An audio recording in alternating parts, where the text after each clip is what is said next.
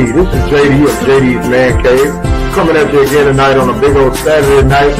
We want to thank y'all for tuning in. Sit back, relax, and enjoy the ride.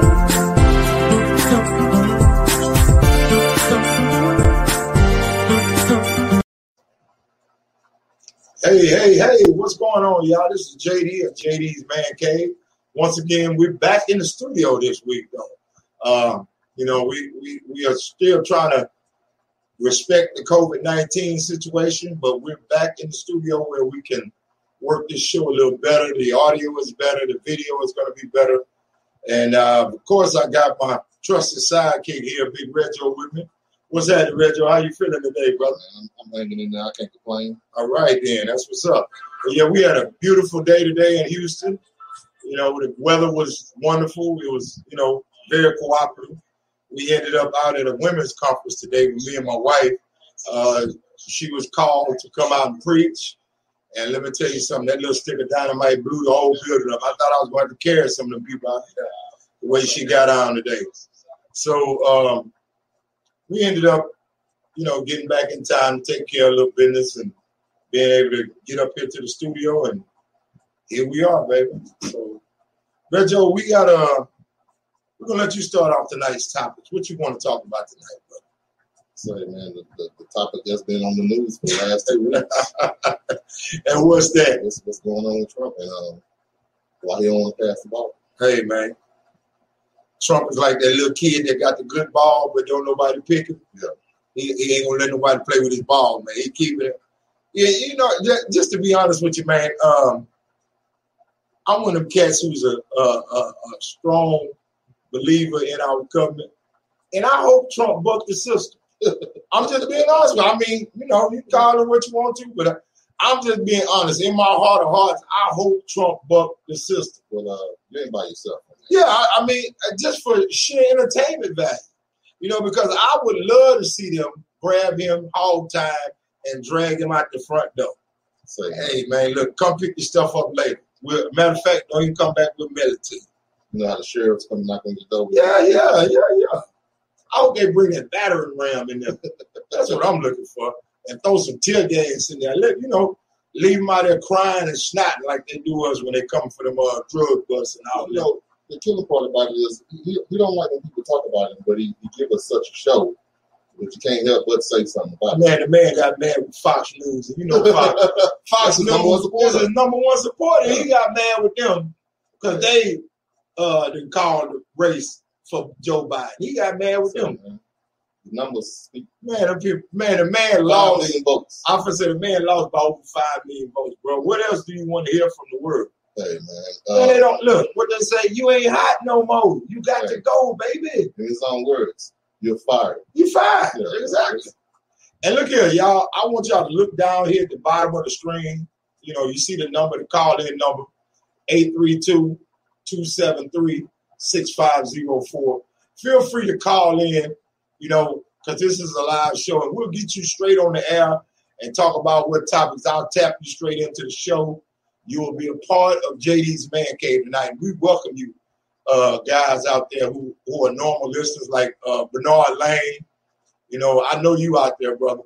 But, if you feel like tapping in and talking with us, tap in and let's get you on the screen or on the air with us this evening.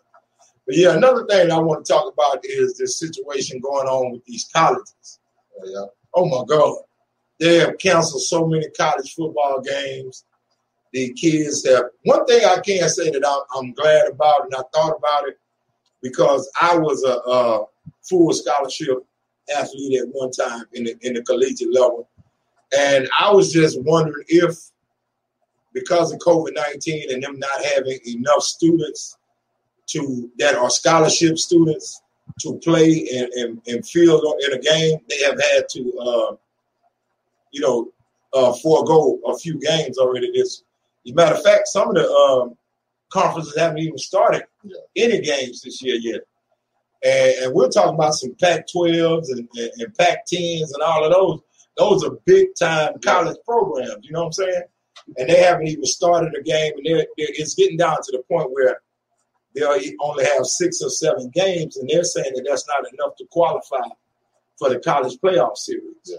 And you're going to have a lot of top-ranked schools that are going to be left out because of not being able to participate. But the thing that I was glad to hear is that they are keeping those athletes on full scholarship this year, despite the fact that they aren't actually fielding any programs. But the thing is, maybe a lot of people don't understand it, but college football makes as much money as the NFL does without having to pay the NFL price tags. Yeah. So everything, when you play college football in a college, you fund every other sport. You know, because nobody, I mean, unless you're at North Carolina or Marquette or something like that, those basketball programs those are only the big time basketball programs that bring in a lot of money too. But when you at a school like a Hampton, a TSU, a Southern University, Xavier or somebody like that, those programs are funded by the basketball program. They fund the track team, the field hockey, the golf, the tennis team. All of that is funded. So you're talking about millions of dollars. Yeah. That's why these coaches make as much money as NFL coaches, because they can afford to pay the Harbaughs at Michigan $5 million a year. The Browns at UT and other schools, $3 and $4 million a year, because you're not paying the athlete, but you're generating as much money as an NFL team. So it's good that they did keep these guys on scholarship and pay for them to go to school throughout this year. I'm just hoping that this coronavirus can get put under wraps and we get back to some semblance of normalcy, because right now they're talking about in New York shutting down the restaurants and clubs and gyms and everything all over again. But I think that they were just a little bit too premature pulling the trigger and trying to get the economy back rolling, because they did not want to keep subsidizing people's income. That $1,200 was a one-time thing, and they wanted to keep it a one-time thing. Well, they have to do a one-time thing. I feel, that all these other countries, usually countries follow the United States in what we do. Right. But since we have Trump in office, it looked like we need to look to other countries to see, hey, man, how are y'all combating this disease and, this virus, and, what are we not doing? Right. You know what I'm saying? But we know what we're not doing. Exactly. You know what I'm saying? And Trump, since he lost the election, he hasn't come to say anything now. The coronavirus is vamping up again. But we haven't heard from him. Let me tell you something what Trump did. I heard from him. They had something on CNN. Well, Donald Trump got on TV and said he's getting ready to bring out a vaccination for him. Yeah. Now, the only thing is the vaccination won't be ready until after he's out of office. Yeah. And he said it will be free to everyone except for the state of New York. Because he tried to say that Cuomo said that he didn't want any help from him. Well, he won't be able to control it anyway. Like I said, exactly. He's going to be gone. First of all, that's cutting off your nose to spite your face. But the thing about it is, he lied on Cuomo, and Cuomo came right back on CNN and snapped back on him. Of course, wouldn't you? Yes, I would. Yeah, I said, man, this man is going to lie until they drag him out the door. Well, that's what he's known for, is lying. Yeah, only his base believe what he say. Well, let me tell you something about his base. Even the Republicans are ready to get him out of there. Yeah. They started calling him a liar. Well, all the Pelosi's and everybody, they ready to get him up out of there, man. They started to realize that. And what's his name? Mitch McConnell? Yeah. Talked about, hey, man, it's time for him to go. It's time for Mitch got on there and said it's time for him to get out of there. He got to let Joe get in there and have a smooth transition. And the race has been called, and it's been validated. There's no way, even if he wins Georgia, which they, from my understanding, I think they did win Pennsylvania. Right, it wouldn't matter. The man, like you said, the man lost by over 5 million votes.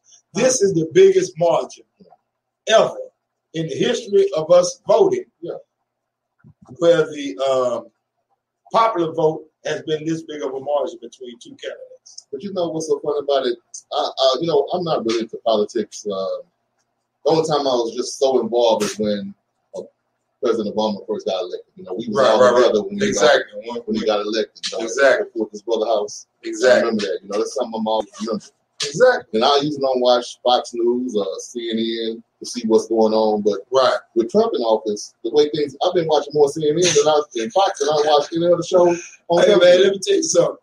With that idiot in there, it's pure entertainment. Not only that, I'm scared. Because I don't know if that fool gonna go in there and push the button or what, man. I told you he's gonna burn it down. Hey man, look here, man. Let me tell you something.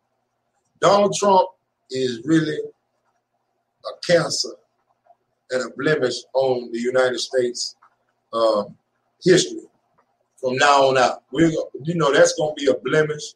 They should put an asterisk beside his name, and when they list them presidents, they go from 44 to 46 or whatever they want to do. But, man, we need to forget these past 4 years because it has been a nightmare. And it all culminated in 2020 with the let me tell you something. They talked about the fact that Trump said he didn't know that there was a pandemic on the way. Then Joe Biden gets on there and talks about the plan that Obama already had in place for a pandemic, and he listed that there would be a pandemic come in the next couple of years. And Donald Trump's first thing he did when he got in office was dismantle that pandemic board and did not follow any of the blueprint that Obama laid out for him. If he had, we're approaching 300,000, I think, Americans that have died. Mm-hmm. See, the thing that hurts me more than anything is that we look at them numbers, 260, 250 something, 230 something, jumping each time. We have become so insensitive as a country that we're not understanding that when it go from 230 to 260, that's 30,000 American people, individuals that are dead, that ain't never coming back. I saw a story the other day, Reggie, there were two young adults that had volunteered, a man and his wife. They went in and volunteered to help on the front lines, and both of them died. And they had a 4-year-old son who's living with his grandmother now. You know, that those types of stories are truly a tragedy. And how do you explain as a grandmother to this 4-year-old kid where his mother and his father? You know what I'm saying? That's see, those are the American stories that we're not. I don't know if we've gotten numb as a country or insensitive in these 4 years that Donald Trump has been in office, but I think that America needs to get their heart back. Yeah. You know, we used to be a country that bled, died, and received people from other countries. You know, but we had Donald Trump on the TV hollering about Africa and all these other third world countries, and you know what he called them. Yeah, you know, he called them, you know, I don't want to say the word on TV, but you know what he called them. And not only that, we're that now. Right, exactly. But the thing is, not only that, Donald Trump took to immigrants from Mexico and south of the border. He brought out war tactics against them. Yeah. He was putting them in concentration camps. He was stripping them of their children, putting the kids in separate concentration camps, tearing them away from their parents. That's the same thing that we went through as Black Americans in slavery. You know, it brought back too many wounds. It opened back up, you know, and things that had been festering and we thought had scabbed over were torn back open and ripped apart. And the thing about it is, when you get to doing that, he was doing what he told us he was going to do, make America great again. And in his eyes, anyway. See, because in his eyes, he didn't mean America as the entire country. He meant white America. Yeah. You know, and that's why I get so disturbed when I see Black folks wearing those MAGA hats. Because, brother, when has America ever been great for the Black man? When has America ever been great for the Orientals? Yeah. You know, that came in. When they brought them in as railroad workers. Yeah. And worked them for pennies. Yeah.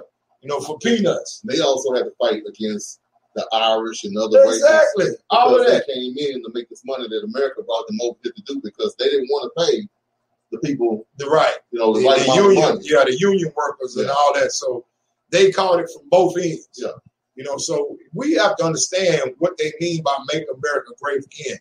Donald Trump, like I said, was an entire cancer and a blemish on the American true ideology and way of life.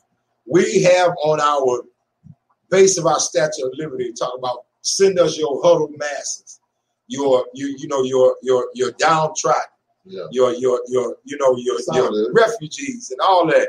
We asking for that at the Statue of Liberty, but we have not held up to that as Americans. Yeah, Trump wants to build a wall. Talking about he gonna build a wall and he gonna make Mexico pay for it. For real? Well, it's not good. Bro, anybody who believes that is just as crazy as Donald Trump. There's a lot of crazy people out there. Bro, that's like you coming by my house, you gonna cut my grass and then leave. I'm supposed to pay you. I ain't never hired you. Yeah. For real? So you better go on with that lawnmower. If I start shooting out here in this yard. What kills me is I got into a debate discussion with someone about how many people died because of Corona. Right. And he couldn't see that. All he could see was how many lives he saved. I said, how many lives he saved? Well, they predicted 2 million to die. So in my book, he saved 800 million. 800,000, 1.8, million people. Right. Because of the 200,000 that just died. And I'm like, huh? I say, well, I guess you can, hey, man. you can flip the stats any kind of way you want to. Any kind of way you want to.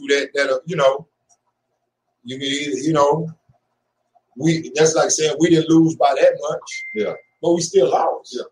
Yeah. What's the difference between a 3-point loss and a 30-point loss?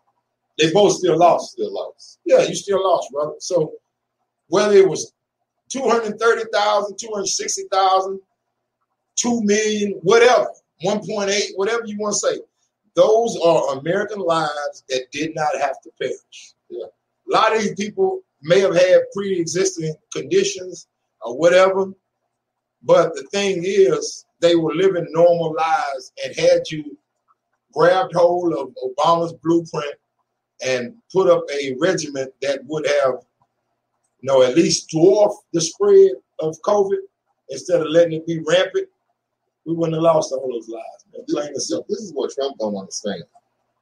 It's a lot Trump don't understand, but yeah, go ahead. He could have been a good president. He could have been. You know what I'm saying? And I was praying, I'm going to be honest with you, I was praying and hoping for him to be a good president because I wanted to see some change in America. All the stuff that he said he would be able to do. I didn't want to see him do all the stuff he said he was going to do, like building the walls, all of that. I didn't want to see that, but I was hoping he would at least. I always tell people, if you're not that smart, put some smart people around. Yeah. But see, the thing was, an idiot will rebuke, good sense. Oh, yeah. Even though he had smart people around, he didn't want to listen to him. Well, what he needed was some people to lie to him. Because some people, the truth is not they don't want to hear the truth. Right. They'd rather hear a lie. Pretty lie than the ugly truth. And it just, that's just the kind of person he is. That's how he is. But that, I tell people all the time, that's what a narcissist is. Yeah. See, when you're dealing with a narcissistic personality, one thing about Trump, he ain't always right, but he ain't never wrong. Yeah, he ain't never wrong. He ain't always right, but he ain't never wrong. I have never heard that man say, my bad, I apologize to the American public. For nothing. Everything that happens, first of all, it was Obama's fault. Oh, everything is his fault. That was the first 2 years. Yeah. Then when he got into that third year, he couldn't blame it on Obama no more. He found every other person in there to fire, get rid of, scapegoat them. He still find people. Exactly. That's what I'm saying. The first 2 years was all about it's Obama's fault. Last 2 years, he done fired everybody, and he had a higher turnover than Walmart. You know what I'm saying? And hiring and firing. He had a higher turnover rate than Walmart in the White House. And no other American president has sat more judges on the governmental, as far as United States, the federal. That's what I'm trying to say. The federal, state level.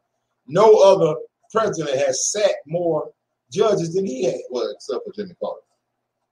Okay, I didn't know that. I didn't know Carter. Except for Jimmy Carter. I thought he had surpassed Carter because I did hear about Carter seated a lot. But the thing is, and many of these people that he sat are going to be in office for the rest of their life. Yeah. And see, the thing about that is that's going to leave a Trump stain on the American public for at least the next 40 years or so. Yeah, we can say that much. His foolishness is going to be felt by America at least for the next 40 years. So I really don't think that was fair.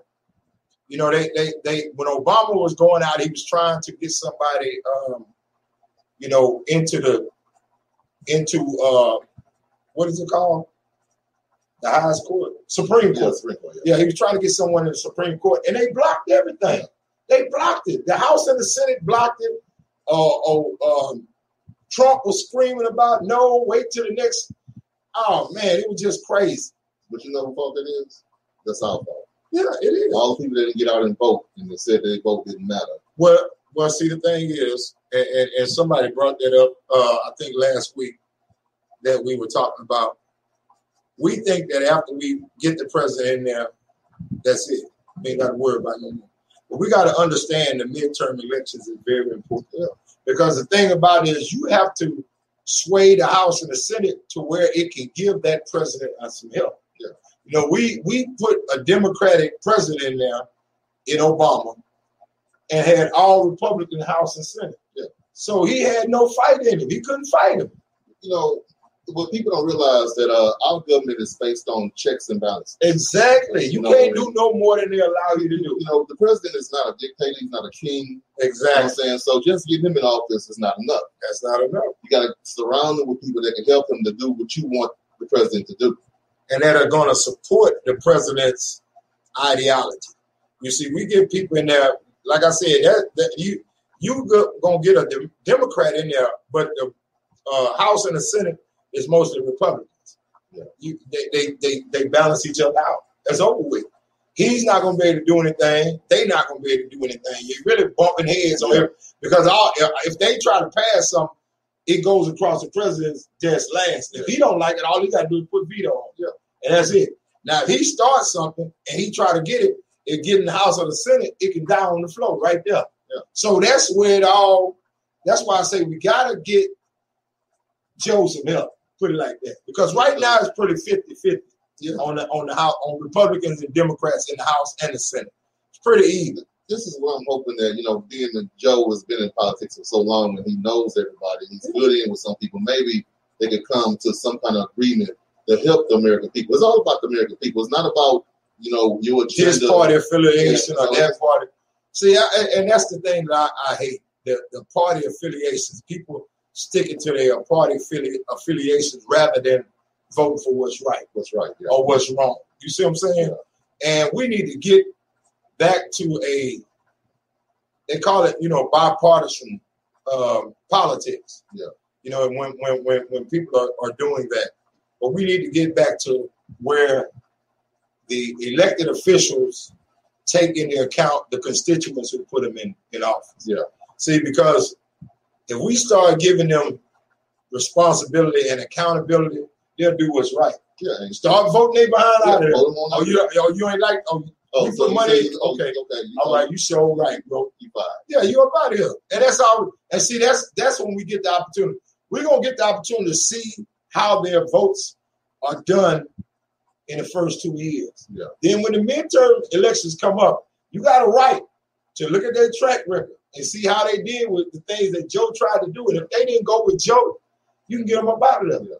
Yeah, and that's what the American people need to understand, that, okay, the presidential election was very important, but let's get out and do our part for the midterm elections. Yeah. I can't wait. Because I'm going to be checking every last one of them. I'm going to be on the internet. I'm going to be on CNN. I'm going to be on every media outlet I can find to see how these votes are going with what Joe said he was going to do. Matter of fact, I'm holding Joe accountable too. Yeah, exactly. Him and Kamala, because y'all said that y'all were going to get this thing, the economy cranked back up. Y'all were going to attack COVID. Y'all were going to get this epidemic, this pandemic, to a manageable level, and get the American people back to work and to get our economy boost back. I want to see it in action. Well, first things first, they have to attack this coronavirus before they even think about the economy. Right. Because, if we do what we did the last time, you stop the economy and then you bring everybody back too early. Because you think the summer is going to kill it. Science didn't have anything to do. At all. Yeah, when it get too hot. Say, man, I'm like, what? How hot do you think it get?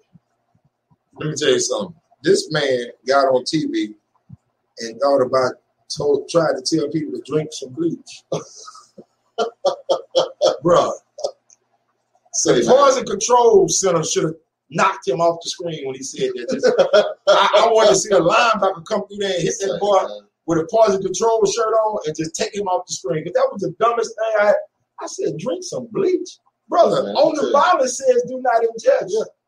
On the bottle of bleach. Look, man, why would you tell the American public? My son got a hold of some bleach one time. Bro. And I was terrified. I was giving him all kinds of milk. We went on Russian. They said, "We all right. Y'all did the right thing. Y'all gave him milk." That's not something you ingest. Exactly. You know what I'm saying? I was still trying to figure out how the hell did you get that damn cap open? You know what I'm saying? It's childproof, but it wasn't bubble proof. Bubble is a different bubble. Hey man, but bubble learned a valuable lesson. Exactly. what Stewie say? Whatever you learn. So believe me, you don't want nothing to do with no bleach. You don't want no parts of that. He see a bleach bottle, he take off running, and that's cool. We all right with that. Cause it'll be a long time for Bubba got to wash his own clothes. It'll be a while. Yeah. So he don't need to be fooling with no bleach, no how. But my thing is, how can you, as a sane adult, get on TV and tell the American public you should try drinking some bleach and kill the coronavirus? He's a comedian. He's an entertainer. And then after he was told that how much of an idiot he sounded like, I was joking. Yeah. Bro, you didn't crack a smile. Hey, you were serious as all I know. Because he thinks he's smarter than the smartest people on this planet. Nobody's smarter than him. Well, he won't prove it. Right. You know what I'm saying? He likes saying it. Right. You know what I'm saying? So, hey. And everything he does is really, really great.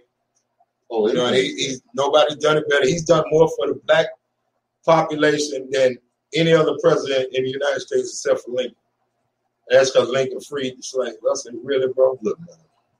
You really believe that? So who was Lyndon B. Johnson? Hey, man, let me tell you something. Not only that, who was John F. Kennedy? Yeah. Kennedy, all of those. Barack Obama did more. He did as much as they allowed him to do for black Americans.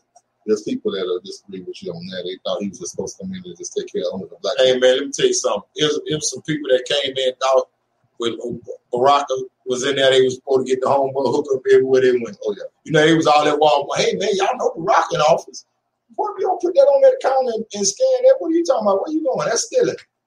Hey, man, let me tell you something, man. The level of craziness in the country does not surprise me. We went from one extreme with Barack in there to another extreme with Donald Trump. Yeah. It is like black president and then anti-everybody president. That's what we got stuck with. So there's been no mid-range anywhere in there. I'm hoping that Joe brings back some type of, commonality and brotherhood in our country, and that we will, once again become the America that we say we are. Yeah. What our ideology, land of the free and home of the brave. Well, he got on TV and told the other country, saying, man, America's back. That's what Joe said? That's what Joe said. Praise the Lord. And I'm hoping he says his word. Yeah, I hope we are back, for real, because I think Joe is the answer. My only problem with the fear of getting Joe in office was he's 78 years old. Yeah. And in 4 years, he's going to be 82. Yeah. And an 82-year-old white man is an old white guy. Yeah. You know, they don't age like us. No, they don't. I mean, let's just be honest. You see some 80-something-year-old black dudes look like they 60. You know, but when you see an 80-something-year-old white guy, he look like he 80-something years old. And he moved like he 80-something years old. I don't know. I seen him do a little jog when he won the election. He was running down the. I said, "Oh, look at old Joe. He got a little jog on him." I said, "Hey, man." Now, you know they had air in the back. Just saying, you know they had air in the back, and a CPR person on site. Hey. So he good for 7 feet. When I played football, Richard, my coach told me, "Look here, I don't need you to be fast, but for about 7 or 8 yards. That's it. After that." If my running back can't get past you and you can block somebody 7 yards, I'm pulling them out the game, not you. So if Joe can't run 5 yards, put Campbell in there now. You know, because, hey, man, we flew around to have our first black woman president by default. Yeah. I mean, you know, I don't know if people thought about that. Oh, they thought about it. But, hey, look, I saw a meme on TV that said the people that are mad about Joe getting in office, they mad about that little color good. Yeah. with Samuel Jackson from Django on there. I say, oh man, I ain't even think about that. But it is true though. But I mean, I'm hoping Joe serves his full term. I'm hoping we don't get a Ronald Reagan incident with Joe. Because you know the last 2 years of Ronald Reagan's presidency, he was senile. You know, Nancy was really running the country. She was making all the decisions. Because Ronald Reagan had, you know, he had Alzheimer's and he was a little bit senile, and that I mean that's a fact. That's on video, and you know it's a medical fact that he was suffering from Alzheimer's disease his last couple of years of presidency. So I'm hoping that Joe is mentally capable of making decisions and running this country for his full 4-year term. So I think he's going to make a great president. Just being honest, I just hope he gets the backing and support from the House and the Senate that he needs to get things done. Yeah, I mean, that's all we can do is pray for him and hope that, you pray for all our know, leaders. Trump's base come around and say, realize, hey, man, this is good for us. Exactly. America's getting back on their feet. Because Trump wasn't never about you anyway. At all. He was saying things y'all wanted to hear. Man, let me tell you something. I have heard so many people who supported Trump from the trailer park. Yeah. Trump ain't talking about y'all. No. He not making no tax breaks for y'all. He not making no moves, financial moves concerning for y'all. No. But yet you are a star supporter and you in the trailer park. You're in the lower income section of America. All Trump was worried about was the 1%. Say, man. The ultra rich, which he sees himself as. I seen one of the guys had a shirt on that saying Trump that. Right. Trump that beat. And I was like, what? Yeah. I mean, what does that even mean? Bro. And they was wearing those t-shirts probably. Let me explain something to you. When I saw Black Americans, talking about Black Americans for Trump, it was just sad to me because this man has shown you, not only through his policies, but through his rhetoric and his propaganda speech, that he's not for anybody but white America. Yeah. He's not for any Hispanics. But not even white America. Just rich white America. Okay, well, there you go. You're right. You're absolutely right. Because the man showed you that he was willing to weaponize America's combat soldiers against immigrants coming from Mexico. Poor immigrants coming from Mexico. He would tear their children out their arms, put them in concentrating camps, and put the children in a separate one. And then when it was all over with, he didn't even know how to put the families back together. You know, I mean, where do you get off doing that to people? If I was a Trump, I'd change my last name. Exactly. That's going to be a blemish, you know what I'm saying, in America for years to come.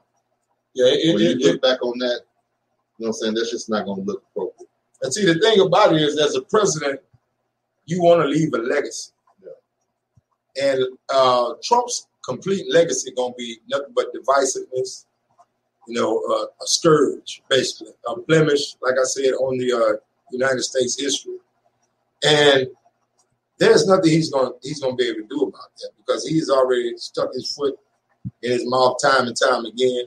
Trump, I know one thing about it. Trump was not on script on any of them speeches they was giving. I'm pretty sure he wasn't. Hey, man, there is what no fool would write that for him? And I was just about to say, what script writer would write that and send him up there in front of that camera? So I know those guys are glad, them speech writers are glad to see him get out of there because they couldn't control him for nothing. And he made the White House look like a circus. You know, and he had people that probably didn't even support what he was doing, but it was their job to support him and cover for him and make excuses for him because he's the president. Kellyanne? Oh my God, she got tired of lying. And the other girl, what was the other girl that was on? Oh my God, she just quit. She said, I'm through. I'm done. I can't lie no more. I'm trying to get to heaven. You got people who's trying to get to heaven, man, and they think, look here, man, this is the last lie. All right, maybe one more. All right, but after that, I can't do no. And then they come in the next day, and I'll bro, throw my hands up. That's like those the black people on TV that's crying about one of their relatives getting killed for robbing a store, and he didn't have to kill him. You know what I'm saying? But you still making excuses for him. He was just trying to get some money to buy his kids some school clothes or whatever reason they come up with. But you don't see what wrong he was doing. Bro, you said that took me back to one of the worst media coverages I've ever seen. Was a young black kid. He was about 16 years old. I can't remember what city this was in. I know it wasn't Houston. It may have been Houston. I'm not sure. But anyway, the kid was 16 years old. He done broke in this man's house in the middle of the day through his back door. The man through the back kitchen door. Yeah. The man came in, he heard the noise downstairs, came downstairs with his gun like he's supposed to, because you know you're the only one in your house. Yeah. And when he was confronted by the young man, 16 years old, in his kitchen, he shot him.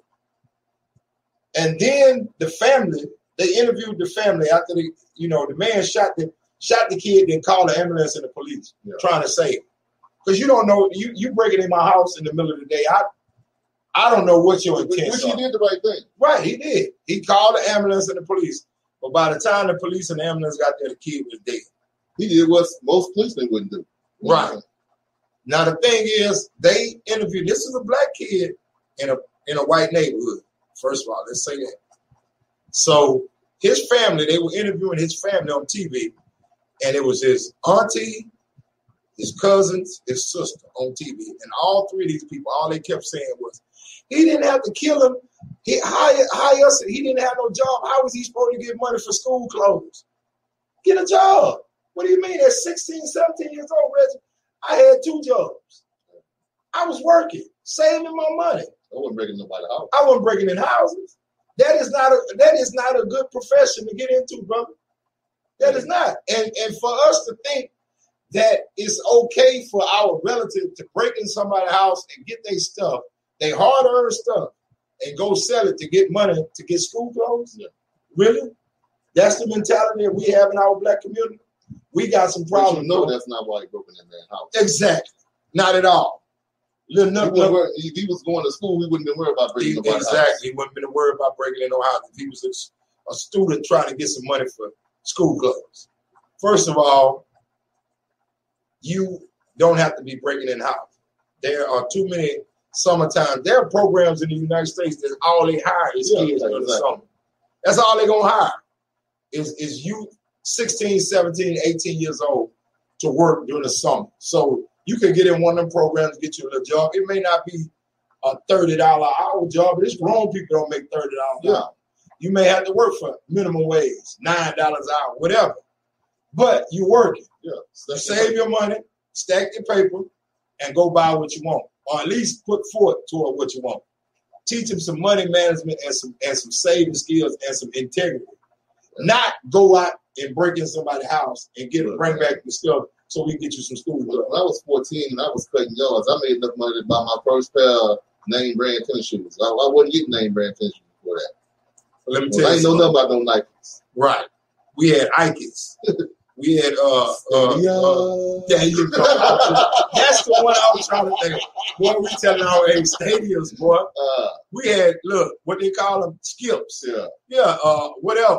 Whatever you can put your foot in. The only name brand shoe I had was Converse, Chuck Taylor. I was going to say Chuck Taylor. That was the first name brand my mom never bought. But other than that, it wasn't no name brand going on, bro. So you said 14. I started cutting grass and washing cars in my neighborhood when I was 12. Yeah.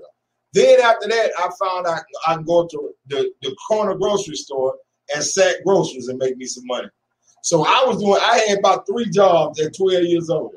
12, 13, 14, I finally started working at a real company because I was big. And my daddy said, get on the truck and start moving funds. Yeah. So I was working like a grown man when I was 14 years old, but I was making grown man money. And I was buying my own school clothes and all that. But the thing is, we have to instill in our young youth some integrity, some sense of pride, and a work ethic. Yeah. You know, that has been lost in our community. And I understood people talking about Democrats, because let me tell you something about Democratic Party. First thing Democrats do is promote social programs. Yeah. They're going to bring back all of the welfare, all of the food stamps are going to get boosted up. The Democratic Party is a party about giving away stuff. Yeah. Now, Republicans, on the other hand, is a party about building the economy and people working for what they want. Yeah. You know, so that's where I believe in the economic support of Republican, ideology, but I also believe in the Democratic ideology as well, because I think we need a mixture of both. Exactly. To keep our keep a level playing field with the American people. I'll be lying to you if I said I've never gotten food stamps. As a grown man, I wasn't working, no money coming in. Hey, I went down there and got me some food stamps. But you know what they do? They make you look for a job in order to get those food stamps. Exactly. And you know what I'm saying? And I found me a job. Right. I went to the work source, and before I knew it, I was back working. Back working. And let me tell you what happened. You use the system for what it's for, what it was built for. Now, I tell people this all the time. When you giving away things, you're going to have the needy and you're going to have the greedy. So you got to expect both of them to show up. They in the same line. They in the same damn line. They going to look the same. Yeah. They some of them needy. Some of them greedy. But the thing about it is, in my heart, and I me and my wife, because we do a lot of ministry, we give away food pantry. We have clothing pantry. We try to help toiletry pantry. We try to help support our own community, because that's what I think that's what it's all about, servicing each other. If you got it, give it away. You can't use all of it. You going to let it spoil on the shelf? No, give it away, man, if somebody that need it.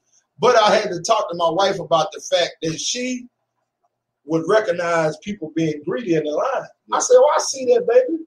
But the thing about it is, you can't not help the needy because of the greedy. Yeah. Because when you have a system like that where you're giving things away or you're giving people an opportunity, you're going to have those who use it for what it's for, like you did. Yeah. And you also going to have those that abuse it. Yeah. But you can't punish those that need it because of the people who didn't need it and they abuse it. You have to just go ahead and trust God and let them all have it. That's it. Because the thing about it is, when you're greedy, that stuff don't last you anyway. Yeah. It don't really help your household. You end up with stuff you can't use anyway. But look, man, I used to be a barber. Well, I'm still a barber, but I used to be in the shop.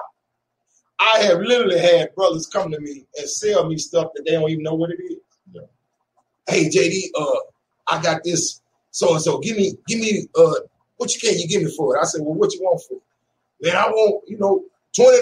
I'm like, all right, here. I'll take 20 out of my pocket and give it to him. I'm looking at a hard drive, an external hard drive, terabyte, that's worth $250. Yeah. He don't even know what he got. Man, I don't even know what this is, but give me something for it. Yeah. That's what happens when you're greedy. Yeah. You will lose your stuff because you don't even understand what you got. You know what I'm saying? But God has a way of working everything out. There's a scripture. producer, what is it? The wealth of the wicked is laid up for the righteous, right? That's it. The wealth of the wicked is laid up for the just. Yeah. And now what that scripture entails is that sometimes you will, because you are wicked, you get money, but it's ending up in the hands of the people who need it, the just people. You know what I'm saying? Yeah. So you have to understand that God sees everything. He don't blink, he don't sleep. So people think they're getting away with things and all that. I said, man, we just keep doing God's work, and it'll all work itself out. Because I promise you this: in our clothing pantry, we never ran out of clothes. In our food pantry, we never ran out of food. In our toiletry pantry, we've never run out of toiletries. Yeah. Always got enough for the people that show up. Yeah. And I just trust God that it's gonna happen. And that's just how you have to be when you're doing honest and kingdom work. You know what I'm saying? And people don't understand that what you do in the dark is gonna come to the light. Oh yeah. That's with politics. That's with politics. That's with anything. That's in a marriage. That's in a friendship. That's in whatever you're dealing with in your day to day. I'm trying to teach my daughter that now. She always thinks she's getting away with something. But let me tell you something. God offers you two ways to learn something. Yeah. The easy way, which is somebody telling you, or the hard way, which is life showing. Oh, yeah. I had to learn that myself. Now I'm 51 years old and they broke me. I'm here to tell you. Because like I always tell you about jail, you going to get tired of going before they get tired of taking. Yeah. I'm believing that because I know somebody who got tired of going. Me. And they never got tired of taking. Every time they picked me up, they took me right on down. So they ain't say, well, no, we ain't going to take you this time. No, not this time. No. And let me tell you something. I went down there one time and I seen a midget down there with a full uniform on, like it was tailor-made. I knew they wouldn't let nobody go.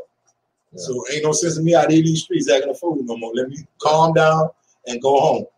That's when I became, instead of a hunting dog, I became a lap dog. I go home and they call my wife lap and watch TV with her. Yeah. Now, if somebody come in that house wrong, dog, I turn back into an attack dog. Yeah. I'm going to protect my master. But yeah, that's how it works. But you got to understand, man, that life brings changes, bro. And we look, and the best thing you can do is expect the change and get prepared for the change. Yeah. You see what I'm saying? That's just the way life goes. And here on the Man Cave, we try to attack the issues that are happening in the United States and in our local towns and whatnot. And we do a pretty good job of that, man. I love the banter back and forth with the host. And, I try to come up with topics that we talk about, current events, things of that nature. But this week has been a trying week, and I'm so glad to see it coming to an end. Say again? Okay, we had a comment on Harris. Right. And it says, with Kamala Harris being in a position that could possibly lead her to be the president, right? Would that make the nation seem weak, or how do y'all feel about it? Well, the only problem that I have with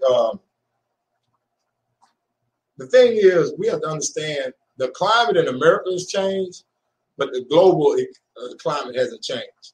You have a lot of countries where Kamala is not going to be greeted well.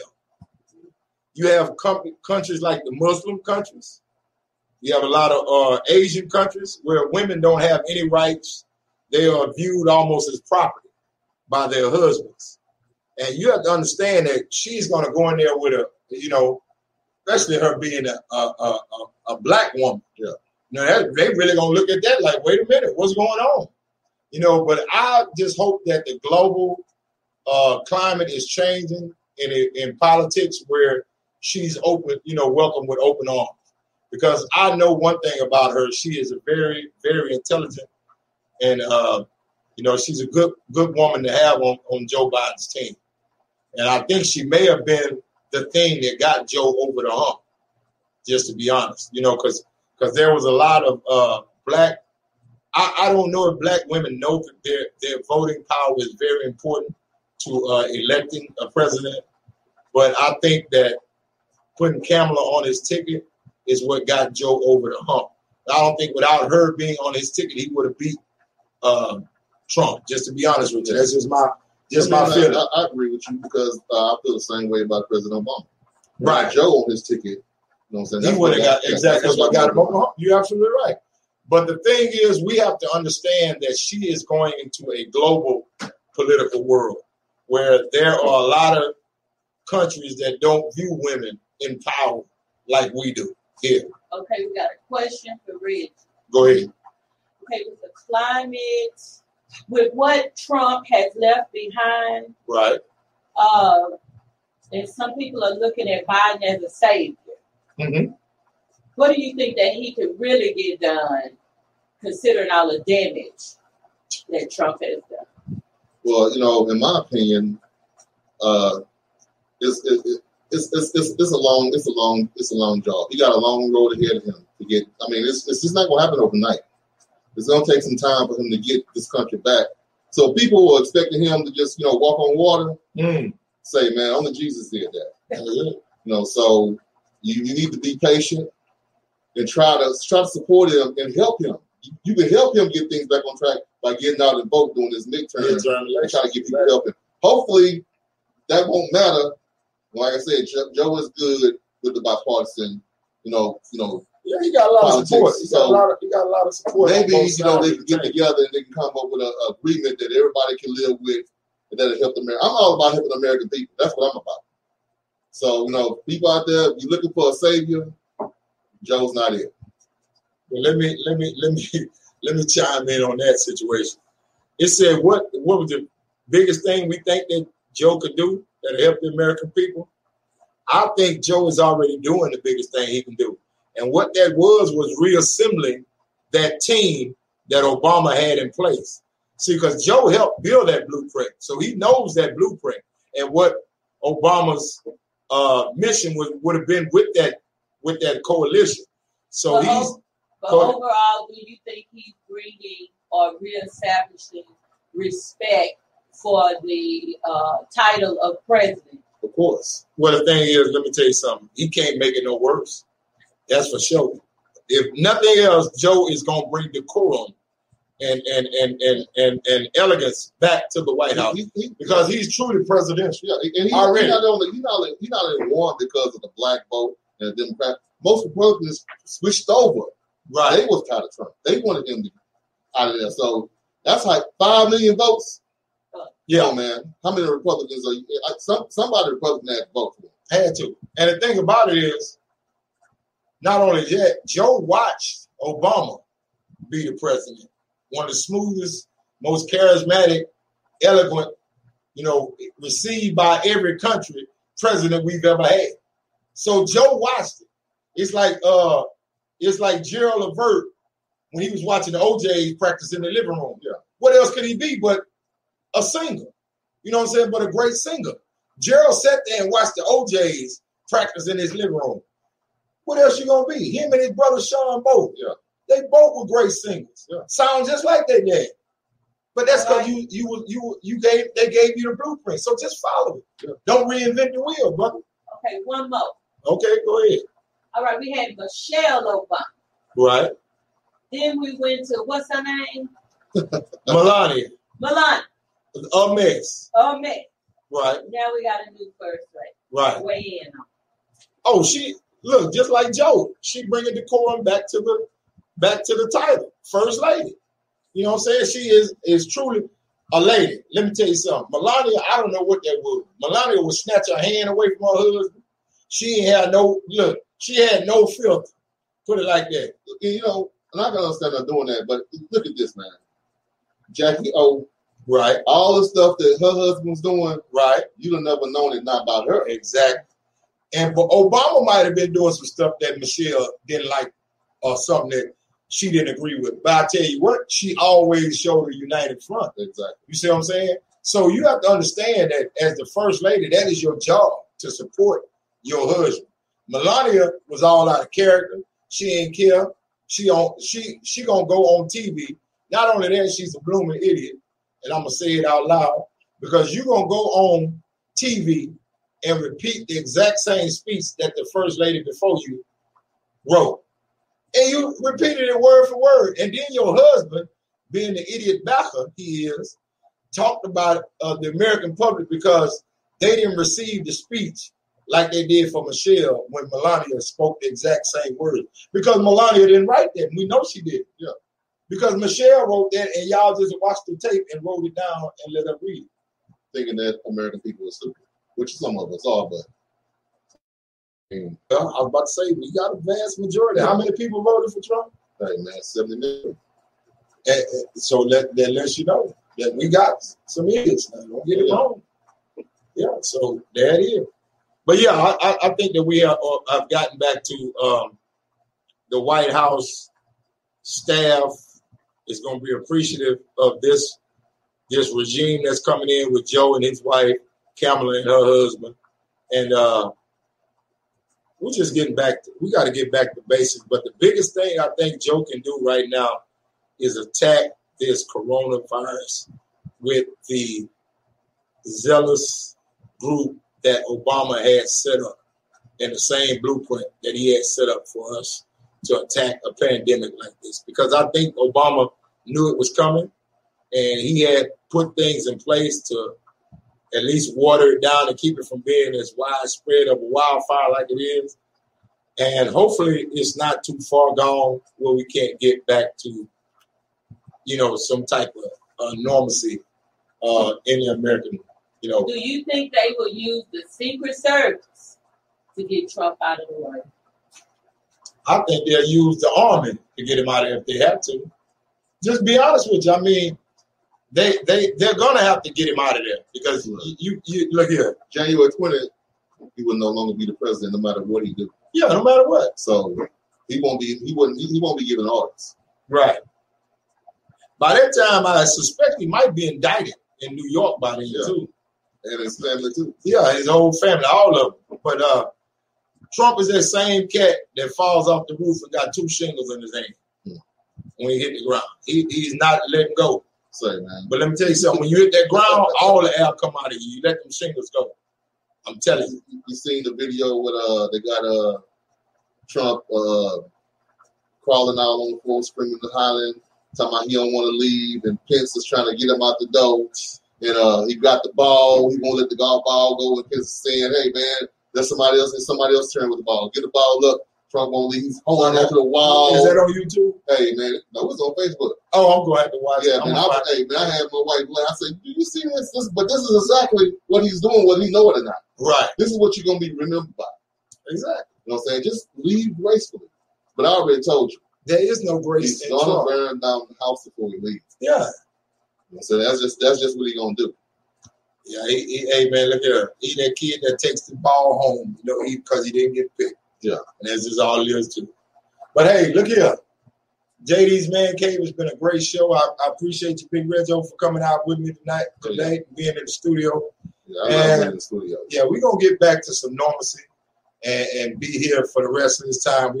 Hopefully I can get some of the other co-hosts on here and we'll see what we can do from this week on. But JD's Man Cave is back in the studio. Yeah. And we're back in action, baby. So we'll see y'all next week. Same 7 o'clock. We'll be right here in the studio. JD's Man Cave. Appreciate you. Reggo, go ahead and sign off. All right, wait. Again, I'm what JD said. I'm glad to be back here. And we'll see y'all next week. Yes, sir. So this is JD signing off for JD's Man Cave. We'll see you next week. Y'all take care. Have a good week.